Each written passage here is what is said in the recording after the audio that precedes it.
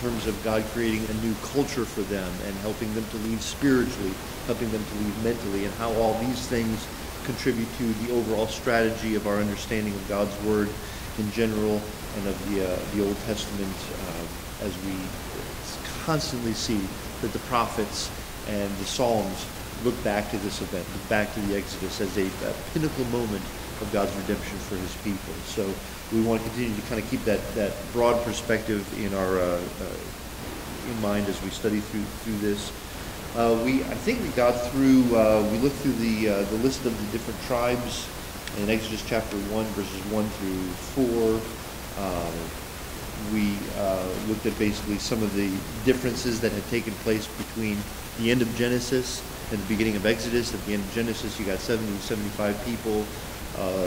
You got the second person in command of Egypt is a Hebrew, and by the beginning of Exodus, you have a lot more people, but you have very little influence. And we talked at the time, and we will continue to talk about how that relationship between God's people and the society that they found themselves in gradually eroded.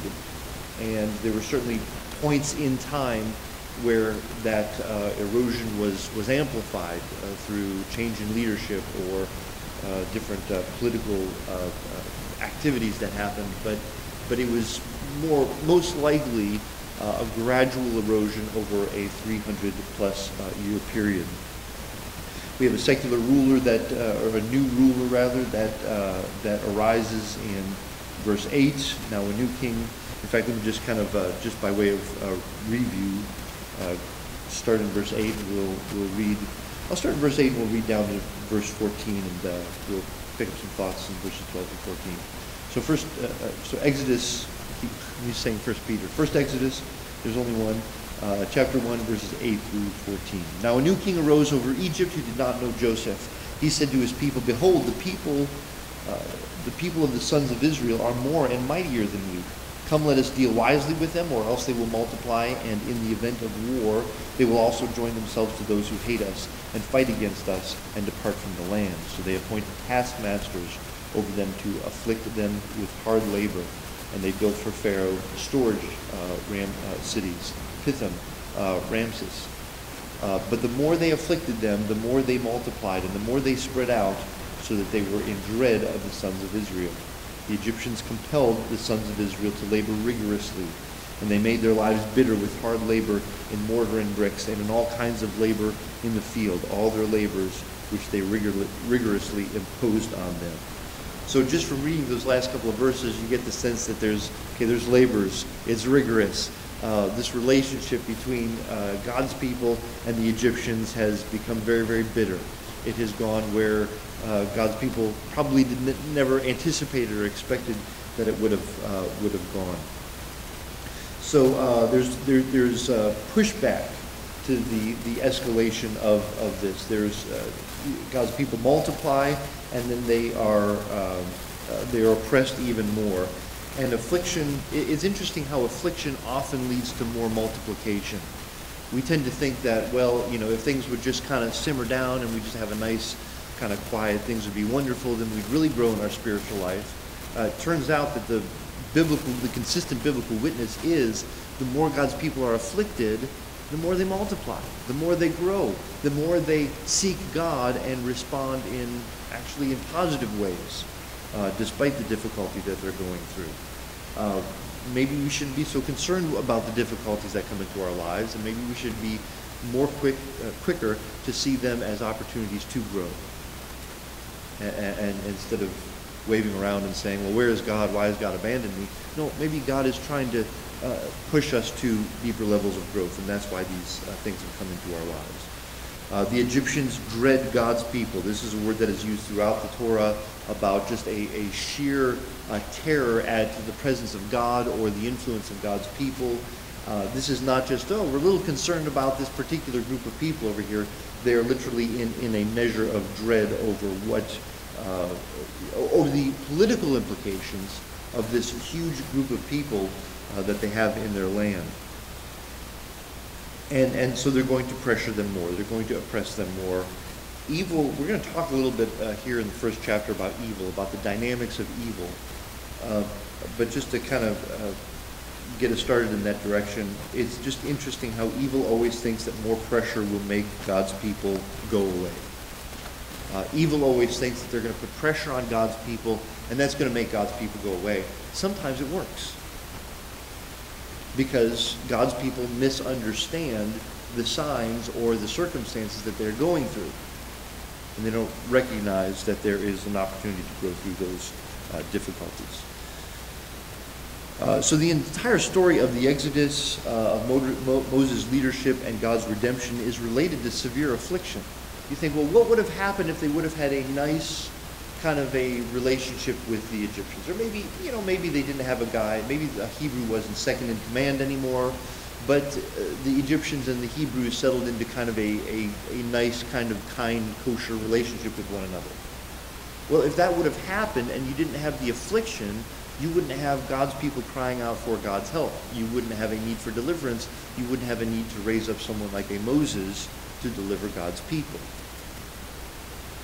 And here again, we often think about the severe afflictions we're going through, but we don't think about all the benefits that those severe afflictions have caused in our lives. How going through certain kinds of difficulties make us a little more introspective, make us a little more thoughtful about where we're going spiritually, where we are spiritually, and whether or not we're living up to clear expectations from God's Word that we're supposed to be living by. Health issues or spiritual issues, these are opportunities for us to do some evaluation and to see the value of something positive and growth on the other side. Affliction is often an opportunity to watch God work, in our lives. And this is what these first 5 chapters of Exodus are building up to. I mean, other than the burning bush, you don't have miraculous signs until you have God's people deeply, deeply in oppression under the thumb of the Egyptians. It takes that much before God's people turn their eyes to Him and then are looking for God to work. And also keep in mind, the easy way is not always God's way.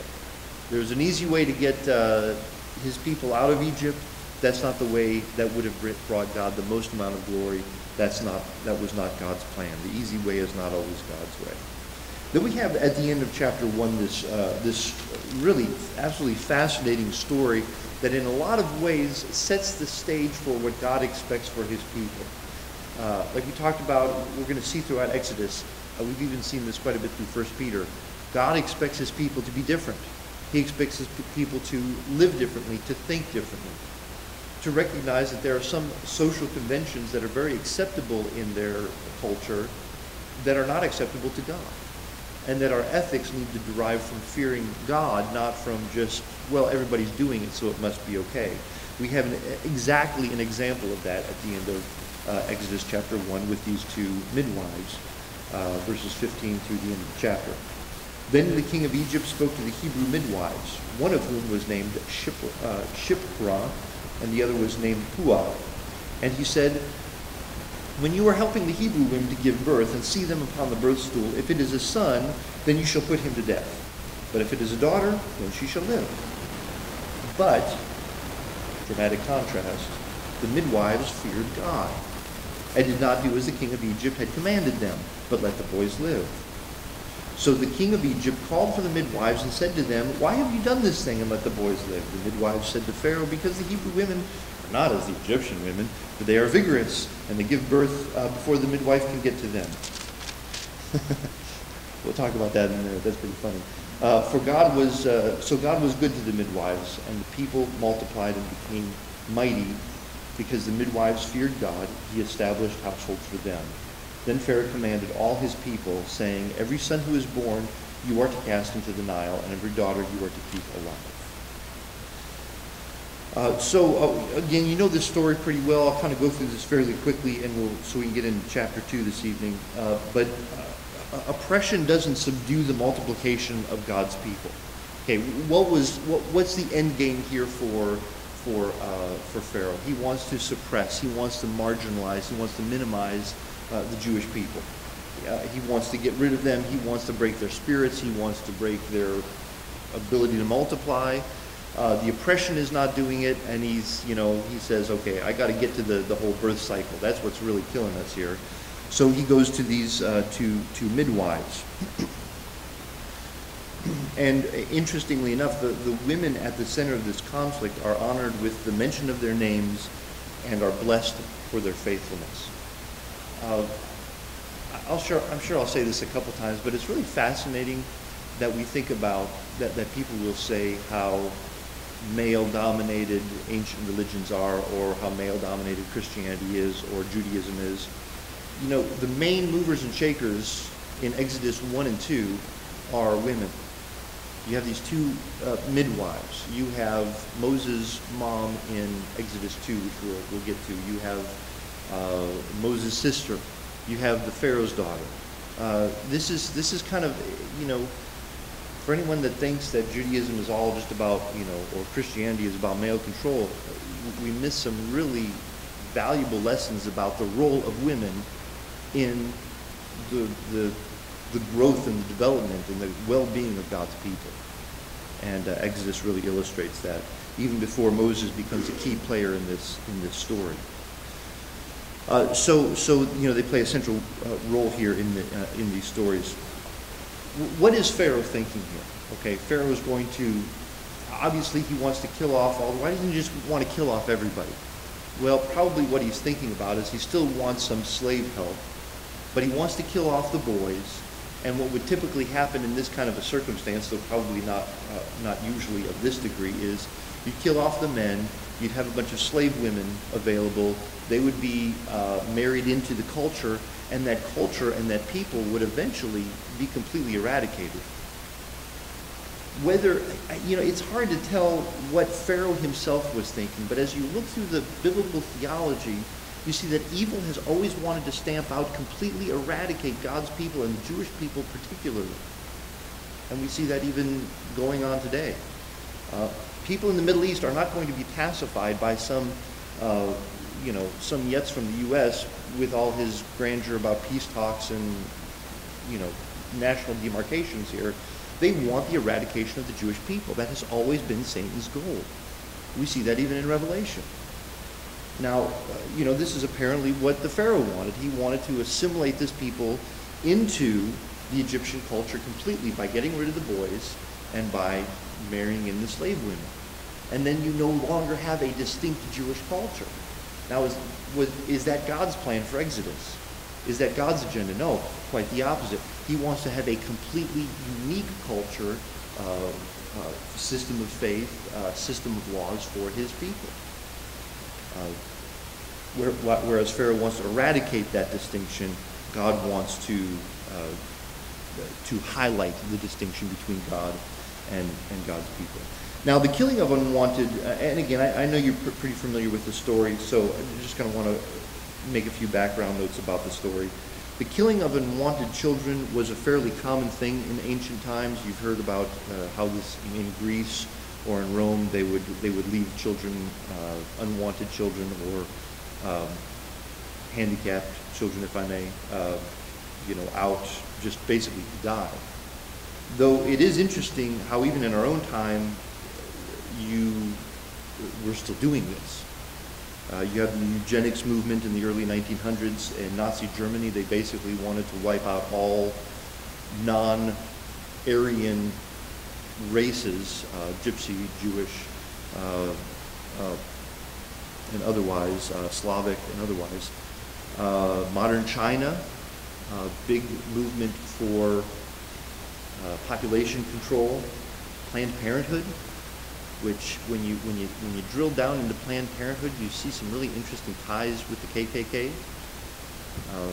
It's a fascinating story. But what's kind of the commonality with some of these things? There's some kind of a racially motivated kind of thing. They want some kind of a, we want the purity of our race, which means we have to eradicate this other race. That's essentially what you have in Exodus. So I'm kind of trying to demonstrate that what Pharaoh is doing is not unprecedented. It had been done in the ancient world before. It was a fairly common custom. This is the kind of way you can control a slave population. This is the way you control a group of people who are under your protection, but you don't want them to rise up against you. So, so it's not an unheard of convention. That doesn't mean that the Hebrew midwives are going to go along with this, or the Hebrews are going to go along with this.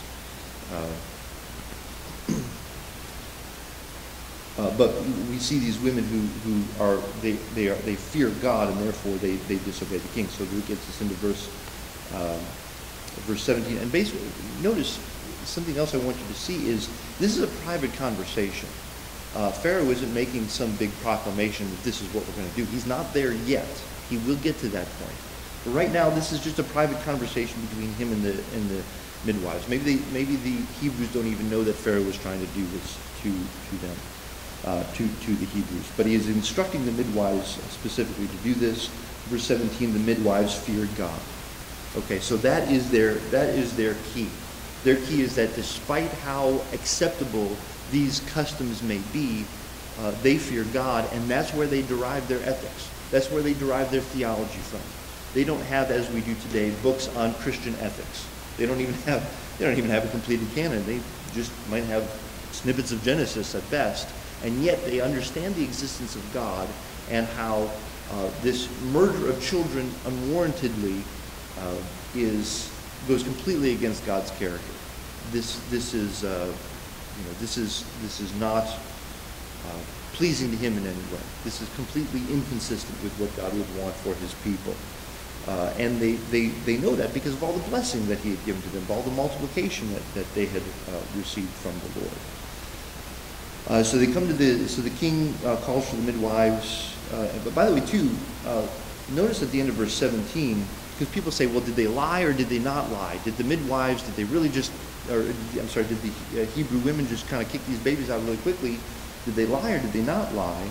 Well, notice it does say at the end of verse 17, they let the boys live. They did let the boys live. Did they lie to the Pharaoh? Absolutely they did. And it is fascinating. Yeah, I'm not going to go into all the ethical dilemmas that go on with this, the Anne Frank kind of scenario. The reality is they did lie. They told a direct lie to Pharaoh, and then they kind of insulted him. I love this in verse 18. Why have you done this thing and let these boys live? So he knows that they've let the boys live, but they're going to make up this excuse in verse 19. The Hebrew women, are not as the Egyptian women. This is, here they are. He could kill them with a sword stroke, and they're going to insult the Egyptian women. These Egyptian women are just, they're not very sturdy. They're not very healthy. They're not like us Hebrew women. We're strong. We just crank those kids out, and you can hardly get to them in time. It's funny that even as the Pharaoh is trying to eradicate the Jewish people, they shoot back, and they're not going to go down without a fight. And then, what is God's reaction to this? So God, in verse 20, so God was good to the midwives. And you say, but wait a minute, didn't they just lie to the authorities? Well, yes, they did. And this is one of those instances of what is the greater good. And it's also an instance of the fact that they recognized what they were being commanded to do, though it was an acceptable cultural convention. They did not derive what they did from acceptable cultural conventions. They derived what they did from their fear of the Lord. They had greater fear of the Lord than they did even of the Pharaoh himself. And for that, they are blessed. We discussed this when we talked about politics a couple of months ago. There are instances in the Bible of civil disobedience. In fact, we're going to see some creative disobedience in chapter 2 of Exodus. Rarely are we in a situation where it's you either obey God or you obey man. However, that does come up. And when it does come up, we need to make sure that we're deriving our theology, our ethics, our understanding of politics from our relationship with God and not from some pragmatic reason or from some cultural convention. And because of this, again, God was good to the midwives. The people, and then the people continue to multiply. They continue to get mighty, even though they had been tried. The Pharaoh tried to stamp them out. Verse 21: the midwives feared God. Then He established households specifically for them as well. Now, verse 22, and I'm going to read verse 22. I'm going to explain a little bit about it, and then I'm going to go off into a little tangent that I think is really important, that I think we have to get our head around before we continue in Exodus. But verse 22, I didn't notice this until I came back, and I'm sure I've read Exodus a half a dozen times, but I didn't notice this particular detail until I came back to it for this study. Then the Pharaoh commanded all his people, saying, every son who is born to you, you are to cast into the Nile, and every daughter you are to keep alive. Now remember, before, Pharaoh was just having a private conversation with the midwives. This was a backroom deal. This was not a public kind of a thing. This is like, hey, can you gals help me out with this? I'm trying to, can you help me kill your own people? And of course that didn't go over very well. Now he is very desperate. He is so desperate to do something with these Jewish people that he's going to make now a public decree that we're going to kill the male babies. We're going to allow the female babies to live. What I didn't notice before is that first line where it says, then Pharaoh commanded all his people. Now there are some, I just assumed he's talking about the Hebrews here, that we're going to kill the Hebrew babies, baby boys, and we're going to let the Hebrew baby girls live. That's really not what the text says. Now, there have been some modifications to the textual criticism. Sometimes one of the scribes or someone, by way of elucidating the text, will add a little note to clarify, to make it a little more clear what's going on. So you have some versions that say, every son who is born among the Hebrews, you are to throw them into the Nile, cast them into the Nile. But as far as we can tell from the original, plugging back to the original, that's not what the text says. Then Pharaoh commanded all his people. This private conversation with the Hebrew midwives now becomes a national proclamation. This backroom genocidal plan now becomes national genocide. And for all his people, they're going to kill every son who is born among them. Egyptians, other groups, Hebrews. Again, I know the text is amended to read different things, but that's what, as close as we can get to the original, that's what the original text says. So this launches me. I mean, I was okay with this until I realized that that's what that Pharaoh was saying. Okay, all the male babies we're going to kill. Now, this launches me into a whole different series of questions that I think the text is intentionally trying to get you to think about. Why would he do this? Okay, now, there's a problem with me asking the question. I'm looking for a logical reason why he would exact a genocide, this genocidal plan on his whole nation. Why would he do this? Well, there is no reason. There is no logic. What he's doing is completely evil, is completely wrong.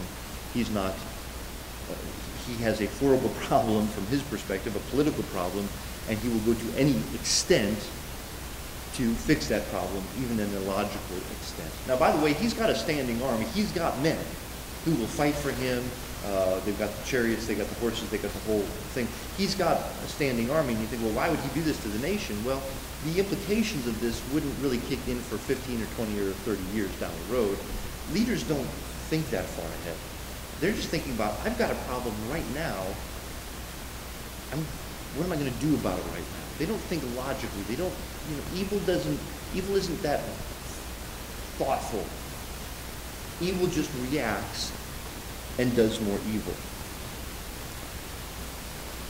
And what he's doing is, I think someone reading this for the first time, again, maybe we're kind of callous to the story, we know how it goes, la-di-da-di-da. Someone reading this for the first time would probably think, what a horribly, insanely evil thing to do. So because of that, it's kind of launched me into a couple thoughts that I wanted to go through about evil, if you'll allow me to do that, or what I might call a brief theology of evil. And I just have 5 points that I wanted to make, 5 short points about evil. Some of these come directly from this story. Some of these I'm just kind of extrapolating from what we all know about Scripture. We could probably look for specific verses to back up some of these thoughts. But I think you'll see that these are all consistent either with the story or with the biblical record. Let me mention 5 things about evil. And this is important because I think we're naive. I don't think we give evil credit for how strategic, for how smart, for how deceptive, for how intelligent evil is. And I think we'll just think, well, if evil would just get more good, then everything is going to be all hunky-dory. Evil does not work that way. It does not utilize logic. It doesn't look for a right way to do things. But let me go through these and you'll see if you think these are consistent. Number 1, evil loves evil. Evil loves evil. Okay, so the Pharaoh was already doing evil things. What else did he want to do? He just loves evil. He's going to do more evil. Now, these pharaohs were exalted. They were seen as children of the gods. They were seen as noble, priestly kind of individuals. From his culture's perspective, it wouldn't call him evil. You'd probably get killed if you did, but it wouldn't see him as evil. But the reality is evil can lurk in the best-looking places. And the reality is evil loves evil. Evil just wants more evil. Evil just craves more evil. And that's true on a national level. That's true on a personal level. That's true even for Christians. If we allow ourselves to crave evil, we will just crave even more evil. Evil loves evil. Evil, point number 2, if you're counting with care, evil gets desperate when evil doesn't work. Evil gets desperate when evil doesn't work. I mean, this poor guy, and not to be sympathetic with the Pharaoh, but he is just trying to get rid of this group of people, and he's terrified of them. He's probably got counselors, he's probably got senators, he's probably got legislators down his throat saying, Pharaoh, listen, man, I know we're not holding elections, but we're really unhappy. If you don't get rid of these people, this is serious problems. So, I mean, he's got people down his throat. All he wants to do is get rid of these people. He is desperate, and when evil doesn't work, it just wants to do more and more evil. Evil gets desperate when evil doesn't work. He is so desperate that he imposes this genocide, apparently, on the entire nation. Number 3, evil rarely looks at itself and says, maybe what I'm doing is wrong and evil. And that's where I think we're very naive. I think that's where we're completely missing it. Evil rarely looks at itself and says, maybe what I'm doing is wrong and evil. Okay. Maybe somewhere in this process there was a time of introspection, but you don't see, the Pharaoh considered what he was doing and decided to do it anyway. No, they just do evil. Similarly, the 4th little point that I want to mention here, evil is incapable of meaningful, moral self-reflection. Evil is incapable of meaningful, moral self-reflection. Again, and I know that's kind of redundant from number 3, just kind of worded a little bit differently. Evil is incapable of meaningful, moral self-reflection. We get to thinking, man, if we could just tell someone who's evil that they're doing something wrong, then they're just going to see that wrong, and they're going to be just terrific. Everything's going to work out. Well, evil doesn't work that way. And please forgive me for using a kind of what is the big issue in our culture here as an example, but a dumb guy like me can look at what's going on in Washington and say, well, you know what, guys, you just need to spend less, okay? I'm not an economic genius. You just got to really, really spend less. Because that's not just anymore a economic issue, it is now a moral issue. There are not enough people in Washington who have the capacity of self-reflection and moral introspection to say, you know what, we need to spend less. That would be in the best interest of what's going on. And the rest of us are sitting here saying, that's crazy. What in the world are you all thinking? Well, there's not sufficient moral introspection that would cause them to spend less. Evil is incapable of meaningful moral self-reflection. We see very little of it here in Exodus chapter 1. By the way, we're going to see very little of it as the only way we're going to see a little glimpse of this is because Moses convinces the Pharaoh of certain things, and then the Pharaoh's heart is hardened, and then God hardens his heart. So we kind of get a peek into the dynamics of this. Part of that, there's a spiritual blockage to moral self-reflection. It's, you know, a dead person can't help themselves with their own health because they're dead. Someone who's still alive can maybe, you know, put a tourniquet on themselves or, you know, help themselves along. A dead person can't do that. A spiritually dead person cannot help themselves spiritually. And number 5, evils only, and I think this is where we really see the dynamics of Exodus play out. Evil's only recourse. Okay. What are the options that evil people have? We can look and see all the options that evil people have, but for evil people, evil's only recourse is more evil. Evil's only recourse is more evil. Again, with the spending thing. Think, well, here's a bunch of options. Here's things you can do. And they say, no. The only recourse is to continue to do more irresponsible spending. That's the only recourse they can see. And maybe as I'm kind of going through that list and as we're seeing some parallels from Exodus chapter 1, you're thinking about people in your own life and you say, yeah, that's kind of how evil is working in their life. And maybe they're even a believer, but they're just going down the wrong path. Frankly, that's how evil works. Evil takes such a grip of our lives sometimes that we just want more evil, that we can only see more evil as the only recourse. We can't dig ourselves out of this net, this hole of evil.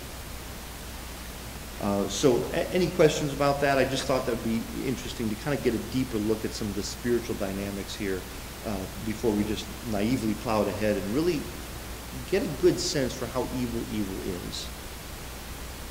It's really evil. Any questions, any thoughts, any comments? Yes, ma'am.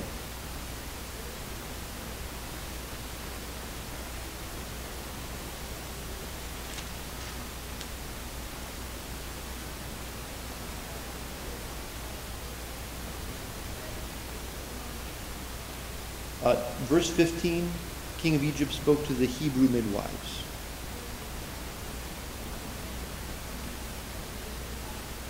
I would think of Hebrew descent. That's a great question. Yeah, well, I think it means helping them to multiply, giving them kids, giving them progeny. And you think, great, more kids in slavery. But still, you know, no matter how bad the situation was, more kids and the growth of the family was still seen as a blessing. So yeah, I think the best way to read that, and that's a great question, the best way to see that is Hebrew midwives, not just Egyptian midwives to the Hebrews, but Hebrew midwives.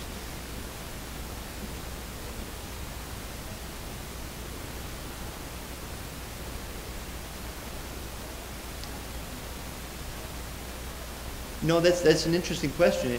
The fact that it specifies that they were Hebrews who feared the Lord, again, might indicate that there are a lot of Hebrews who weren't really thinking about the promises to Abraham, Isaac, and Jacob, and their spiritual heritage and these promises that had been made. But apparently there were enough that were, because they began crying out to the Lord for deliverance, for help. So, good question. Anything else? Exodus chapter 2. In Exodus 1, we saw a picture of two women who were actively leaving Egypt in terms of their desire to leave the culture, the conventions behind, and say, no matter what we do, we're going to fear God above all else, even if it costs us our jobs, our lives, whatever it costs us, we're going to fear God. That's what's going to characterize our lives. And again, they are really held up as good examples of what the people of God are supposed to be. People who live and interact with other individuals and develop ethics out of a fear for the Lord. And that's what the whole rest of the book is going to teach toward. So they reject common and culturally accepted conventions, and they feared the Lord and allowed the babies to live. Now in Exodus 2, we have some amazing things going on in Exodus 2, that some of which have some implications for Exodus 3.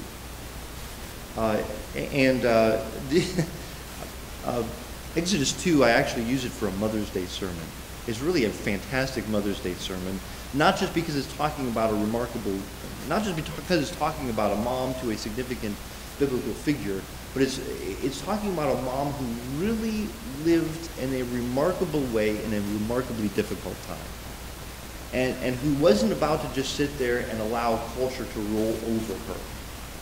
She recognized that what was going on among God's people was not good. The oppression, what they were expected to do, that this was not consistent with what God had planned for them, and she's going to do something about it. She's smart, she's savvy, she's creative in how she chooses to disobey, but she's really held up as an example of someone who is putting their faith in practice here. So basically the couple of points that I have here, verses 1 and 2 of Exodus 2, Moses' mother saved Moses sacrificially, and then verses 3 through 9, Moses' mother showed shrewdness, and then Exodus chapter 2, verse 10, Moses' mother let go. And that's, in a way, kind of one of the tough things about this story, and yet she did it anyway. So verses 1 and 2 of Exodus chapter 2, now a man from the house of Levi went and married a daughter of Levi. The woman conceived and bore a son, and when she saw that he was beautiful, she hid him for 3 months. So verse 1 explains that Moses was a Levite. At this point, that didn't mean that he was a priest. That really didn't mean anything other than the fact that he was descended from Levi.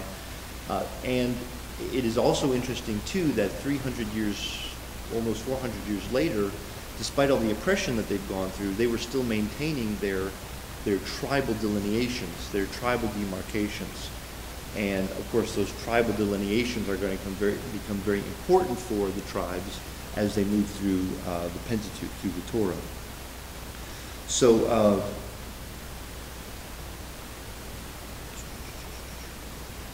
and this is something that's interesting too. It says, now a man from the house of Levi and married a daughter of Levi, married one of the Levite women, and then you don't hear anything more about dad in this process. You do in the New Testament, as they talk about Moses, as Hebrews 11, I believe, talks about Moses' parents, but the focus here really comes down and highlights Moses' mom. And she is the actor. She is the one that is exhibiting faithfulness and doing what is going on here. Presumably, dad is not around much. He is probably working most of the time, making bricks, building what they would sometimes do with these slave labor forces. They would literally take them away from the family and move them somewhere else for 3 to 6 months at a time, and then bring them back for a month and then move them away again. So he may literally not be in the picture at all. The picture focuses in on Moses' mom. Moses' mom is not, her name is not given here.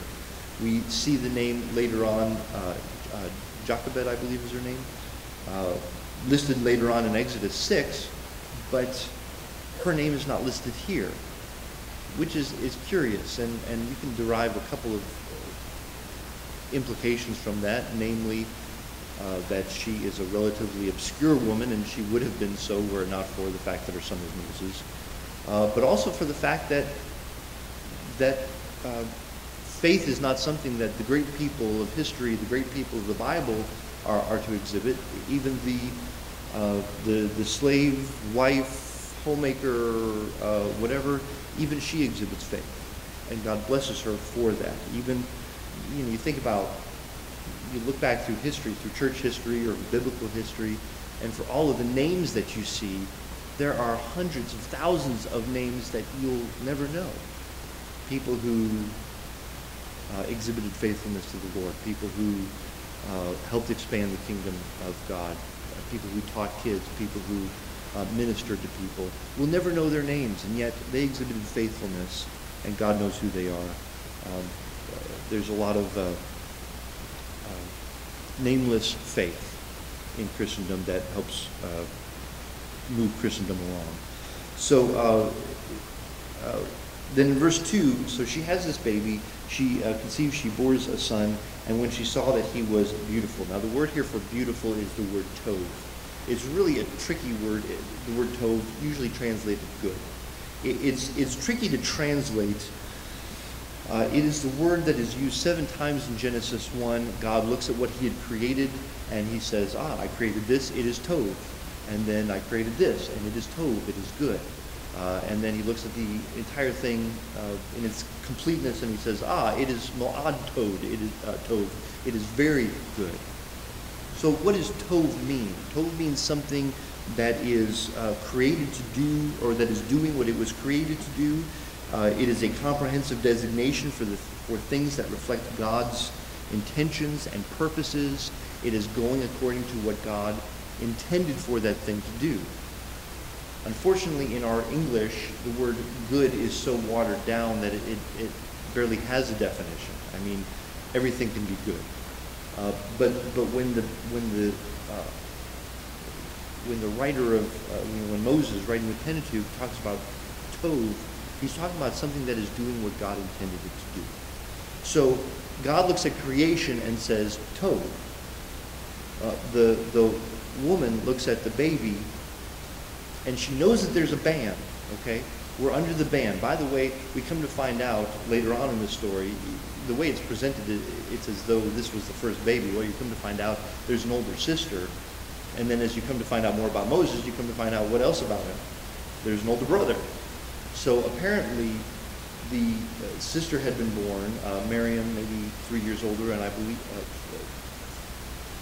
she was probably about 6 years older. I'm pretty sure that we know that Aaron was 3 years older than Moses.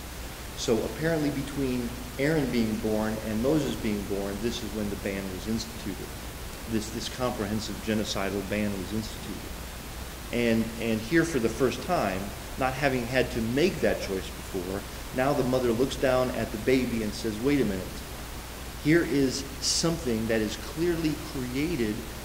He is doing what God expects him to do, what he's supposed to do. He's crying. He's got all his fingers and toes and digits. We always, count all those kinds of things when we have a kid. And how then could it be tov? How can it be good for me to throw this baby into the Nile in such a way that would kill the baby?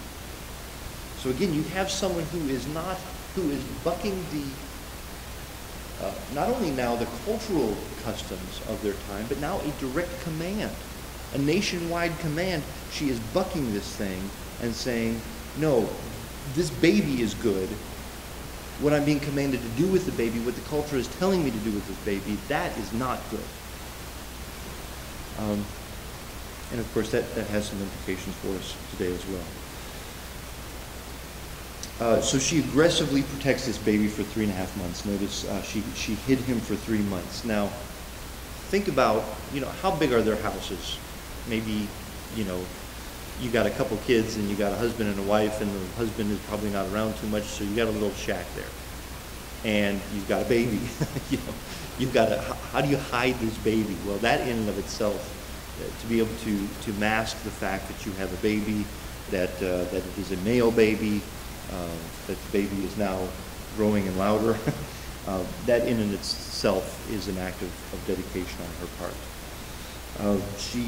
For her, the life of that child was more important for her than the fear of the authorities and fear of her own physical safety. And this shows not only a remarkable sense of what a mom is supposed to be like, but also what Christian service, what Christian sacrifice is supposed to be like. We are supposed to obey and fear God, no matter what the consequences are. And sometimes that service is supposed to be sacrificial. Sometimes it does come at a severe price. So when we were going through talking about the gospel and how you can present the gospel, we gave that illustration of, when Christ dies in our place, when he takes on the pain, the sin, the guilt of humanity upon himself. It's kind of like when we've got a glass and we drop the glass because we're teenagers and we're klutzy, and we forget how long our fingers are. We grew 2 inches last night, and we drop the glass, and all of a sudden who's there? Mom's there, and she pushes us out of the way, and she rubs her hands on the floor because she wants to find all the pieces of glass and say, well, Mom, that's going to hurt you when you weren't the one that created this mess. She didn't care about that. her love, her sacrifice, is more important than what could happen to herself. And I think we have a picture of that here with the sacrificial mom who is putting herself at risk to protect the baby, just as Christ put himself through pain and sorrow and untold suffering for our sake. Sacrifice has always been a part of the Christian experience. One thing I wrote, and I'm swiping a little deal here from my Mother's Day sermon, but I thought this was interesting. You know, sacrifice is never convenient. Sometimes we think, well, I'll sacrifice when it's convenient for me, when I'm ready to sacrifice, when I'm good, when I have enough money to sacrifice, when I got the time to sacrifice. How much of a sacrifice is that then? I mean, is that really sacrifice? Sacrifice is to delve into our lack and to give God what we didn't know we had. It results in him doing great things with the sacrifice of our pittance that we offer to him. And watching him genuinely do greatness with the very little that we sacrifice to him from the bottom of our hearts. Maybe that's it. Maybe we don't realize what sacrifice really is. And we're waiting for that convenient time to sacrifice. That's never going to come. So Moses' mother, she saved sacrificially, and then just the next point I'll make here for the next couple verses 3 through 9, Moses' mother shows shrewdness. And what I want you to see, again, I know you know this story, but I want you to see how smart and strategic Moses' mother is. I don't remember ever in the flannel graphs that I grew up with a kid, and you have the basket and you have the picture. I don't remember ever being taught how what Moses' mother did was so strategic and smart. But it was her way of trusting in God and trying to obey and basically allow the Lord to allow whatever was going to happen to him, to the baby. So verse 3, but when she could hide him no longer, so the kid gets loud, you can't hide the child any longer, she got him a wicker basket, or a papyrus basket, it wasn't really wicker, it was probably papyrus, and covered it over with tar and pitch. Then she put the child into it and set it among the reeds by the bank of the Nile. His sister stood at a distance to find out what would happen to him. The daughter of Pharaoh came down to bathe at the Nile, with her maidens walking alongside the Nile, and she saw the basket among the reeds and sent her maid, and she brought it to her. When she opened the basket, she saw the child, and behold, the boy was crying. Yes, it's loud. And she had pity on him and said, "This is one of the Hebrews' children." Then his sister, said to Pharaoh's daughter, "Shall I go and call a nurse for you from the Hebrew women, that she may nurse the child for you?" Pharaoh's daughter said to her, "Go ahead." So the girl went and called the child's mother. Then Pharaoh's daughter said to her, "Take this child away and nurse him for me, and I will give you your wages." So the woman took the child and nursed him. Okay.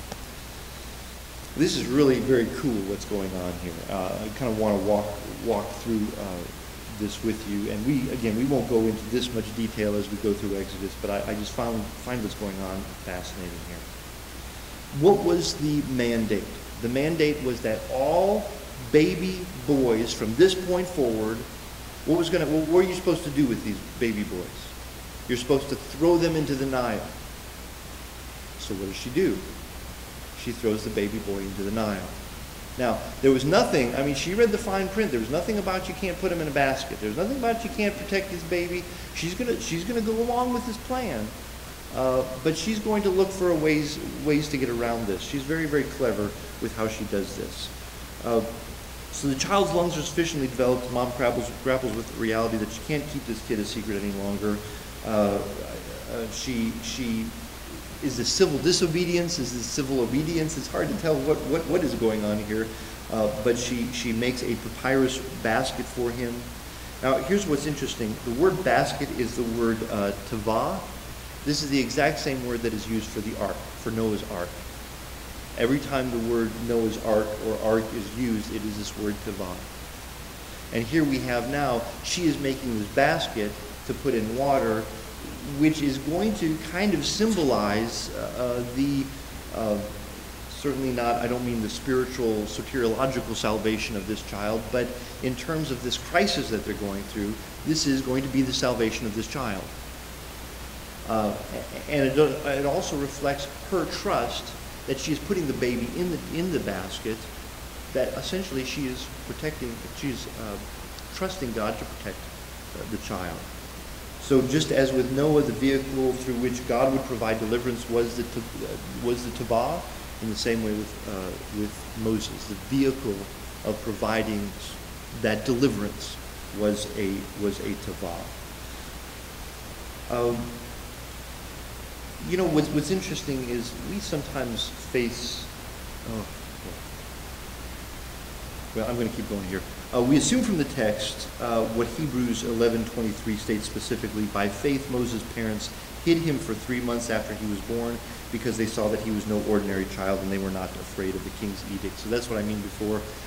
Hebrews 11 does mention the parents, that this is obviously an effort between mom and dad, but here in Exodus it focuses on mom.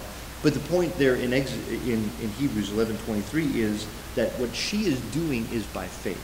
Yes, she is being clever. Yes, she is trying to kind of get around the rules. But ultimately, this is an act of faith. This isn't an act of disobedience to God. This isn't an act of disobedience to the Pharaoh. This is an act of faith. So in verse 4, we have Miriam stationed as a spy for the baby floating obtrusively through the reeds. And then all of a sudden in verse 5, Pharaoh's daughter appears. Pharaoh's daughter comes down and her attendants find and fetch the basket. Now, are we to believe that Moses' mom... Now, think about this, by the way. What is one of the dangers about being anywhere near the Nile? What do you often associate with the Nile? Crocodiles, okay. So right there, just the idea of putting your baby in the Nile, oh, it's going to be fine. Oh, there are crocodiles in the Nile. But there were places where people were allowed to go and bathe, and even there were private places where people were allowed to go and bathe. And do you think that that she wasn't being strategic when she placed the baby near where the Pharaoh's daughter came to bathe? Now, this wasn't a place where the slaves were allowed to have contact with royalty, but she does put the baby there, knowing probably who is going to show up. So, here we have the Pharaoh's daughter. Keep in mind, by the way, here's something else about that ban. If that ban was for everybody, doesn't that also apply? The ban about getting rid of all the male babies, does that ban not also apply to the Pharaoh's daughter? And don't think that if she's like a typical daughter, she didn't have something to say to the Pharaoh about this.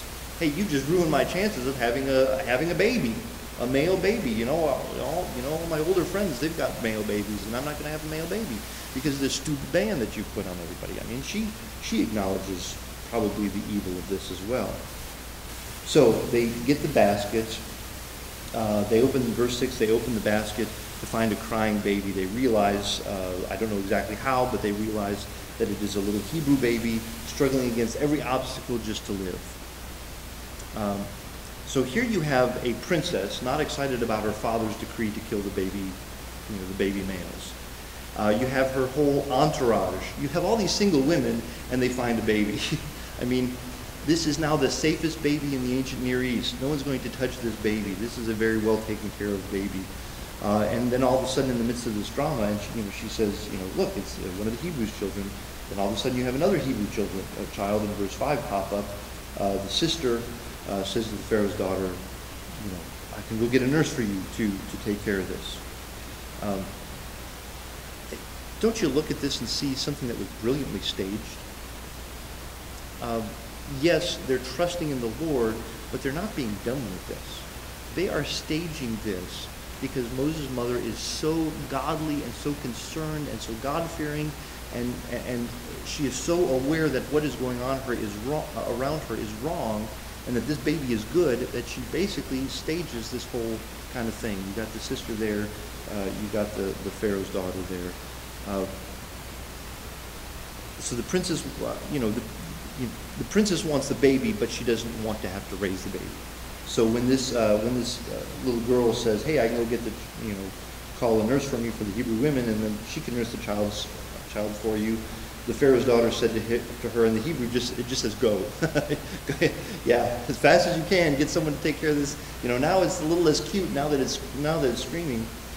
In that culture, and here's another thing. I got to wrap this up pretty quickly here.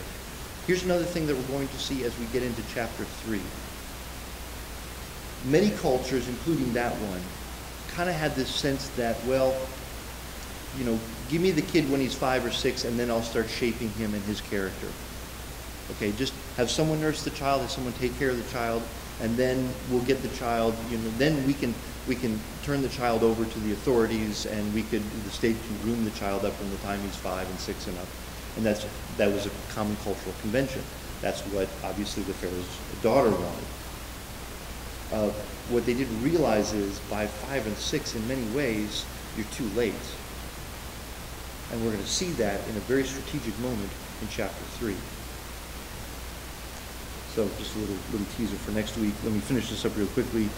So notice what happens here in verse 9. Pharaoh's daughter says, "Take this," now talking to Moses' mom, "Take this child away and nurse him for me, and I will give you the wages." So the woman took the child and nursed him. How many of you moms were paid to nurse and raise your child? Yeah, that's what I thought. This is really remarkable how God takes this horrible, evil, genocidal decree and completely flips it into an opportunity of blessing for someone who is faithful and clever and wise with what she had been given. Keep in mind, however, that she has the baby on loan. She knows she's going to have to give the child back. And therefore, I've got to imagine, more so than for the rest of us raising kids or grandkids, that every moment she spends with that child up until the age of 4 and 5 has got to be some of the most precious time imaginable. Because notice what it says in verse 10. "The child grew, she brought him to the Pharaoh's daughter, and he became her son. She named him Moses, because I drew him out of the water." So this is the official point where where Moses is adopted by the Pharaoh's daughter as her son, and now he will be enter this no Hebrew zone for 35 years, where he will be trained exclusively in Egyptian lore, Egyptian literature, and probably will and may never see his mother again. And yet she had 4 to 5 valuable years with him that is going to show up later on in a strategic moment in Exodus chapter 3.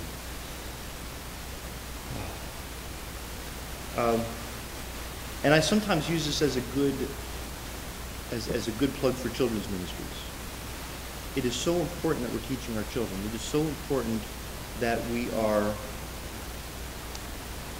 concerned as a church, as Christianity today, about just making sure we are instilling our faith and our values and protecting our children.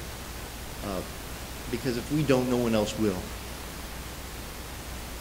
And there will be a special blessing for doing so, as we pass the torch on to the next generations that will hopefully do better with the cause of Christ than we have done.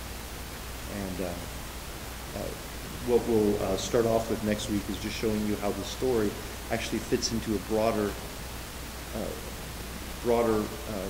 strategy that Moses has in terms of how important child pedagogy, child teaching, child rearing, and rearing new generations of believers is throughout the book of throughout the Pentateuch, the first 5 books of the Bible. So let me close this down there and pray for us. Thank you, Lord, for these stories, for examples of people who exhibited remarkable faithfulness. And they remind us of how important, in much better circumstances than they were in, how important our faithfulness is still. While we don't have opportunities often to show faithfulness in such a dramatic way, we have opportunities all the time to demonstrate mundane acts of trusting in you and in you alone. Help us to show faith, help us to be wise, help us to recognize the depth of evil, and help us to just allow that to drive us to deeper levels of trust in you and godliness for those around us. I pray these things in Jesus' name. Amen.